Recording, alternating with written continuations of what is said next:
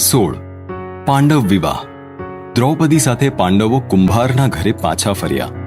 કુંતી દરવાજા તરફ પીઠ કરીને હતી. ઘરની બહારથી જ યુધિષ્ઠિરે બૂમ મારી. તેને કહ્યું, માં, જો આજે અમે કંઈક અદ્ભુત લઈ આવ્યા છીએ.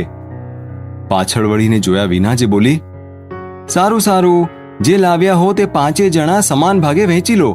એમ કહી વળીને જોતા તેણે અર્જુન સાથે વધુના વેશમાં દ્રૌપદીને જોઈ. પોતાની ભૂલ એને સમજાણી અને તેણે ધર્મરાજ યુધિષ્ઠિરને કહ્યું, બેટા, મેં ભૂલથી જેમ કહ્યું, પણ તું ધર્મશાસ્ત્રનો જ્ઞાતા છો, એટલે કોઈ ઉપાય કર કે કોઈ ગેરવ્યવસ્થા ન થાય અને મારું કથન ખોટું ન ઠરે. આમ ઘણી આનાકાની ચાલી. અંતે માનો શબ્દ ખોટો ન પડવા દેવાનું ઠરાવાયું અને 5 ભાઈઓએ દ્રૌપદી સાથે લગ્ન કરવાનું નક્કી કર્યું. દ્રૌપદીએ પણ તે માન્ય રાખ્યું. બીજા દિવસે સવારે દ્રુપદ રાજાએ શણગારેલો રથ કુંભારના ઘરે મોકલી સન્માનપૂર્વક પાંડવોને રાજમહેલમાં ભોજન માટે પધારવાનું આમંત્રણ આપ્યું. શણગારેલા રથમાં કુંતી અને દ્રૌપદી સાથે પાંડવો દ્રુપદના મહેલે આવ્યા અને ધૃષ્ટદ્યુમ્ન પાંડવોને રાજા દ્રુપદ જ્યાં બેઠા હતા તે ખંડમાં લઈ ગયો. દ્રુપદના બાજુના આસન પર શ્રી કૃષ્ણ તથા બળરામ બેઠા હતા.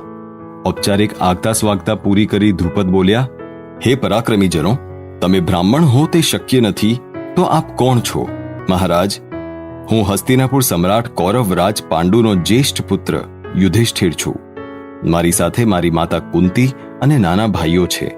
કાલે સ્વયંવરમાં જેણે તમારી કન્યા પ્રાપ્ત કરી છે તે અર્જુન છે. એ પછી એણે વાણાવતમાં બનેલી બીનાથી માંડીને બધી જ ઘટના કહી સંભળાવી. સર્વવૃતાંત સાંભળીને પોતાની લાડકી દીકરી હસ્તિનાપુરની રાણી થવાની છે એ જાણીને દ્રુપદ, ધૃષ્ટદ્યુમ્ન, શિખંડી વગેરે સર્વને અતિ આનંદ થયો. એમણે એ જ દિવસે અર્જુન સાથે દ્રૌપદીના લગ્ન કરવાની ઈચ્છા વ્યક્ત કરી. ત્યારે યુધિષ્ઠિરે કહ્યું, અમારે 5 ભાઈઓએ દ્રૌપદી સાથે લગ્ન કરવાનું નક્કી થયું છે. ભલે અમારી માતાએ અજાણતાએ એવી આજ્ઞા કરી હોય તો પણ તે અમને સૌને તથા દ્રૌપદીને પણ માન્ય છે. આ સાંભળતા જ દ્રુપદ અસ્વસ્થ થઈ ગયો. એના ભાઈઓ પણ ડઘાઈ ગયા. આ પ્રસ્તાવનો તેમણે સૌએ અત્યંત કઠોર શબ્દોમાં પ્રખર વિરોધ કર્યો. એ સમયે મહર્ષિ વ્યાસે સ્વયં પ્રગટ થઈ દ્રુપદને સર્વ પરિસ્થિતિ જણાવી અને દ્રૌપદીના સર્વ પાંડવો સાથે લગ્ન એ વિધિના લેખ હોવાનું સમજાવ્યું. શ્રી કૃષ્ણે પણ દ્રુપદ અને તેના પુત્રોને સમજાવ્યા. બીજા દિવસે શુભ મુહૂર્ત વેળાએ પ્રથમ યુધિષ્ઠિર અને દ્રૌપદીના અને પછી ક્રમાનુસાર ભીમ, અર્જુન, નકુલ અને સહદેવના એક દિવસના અંતરે ધામધૂમથી લગ્ન લેવાયા.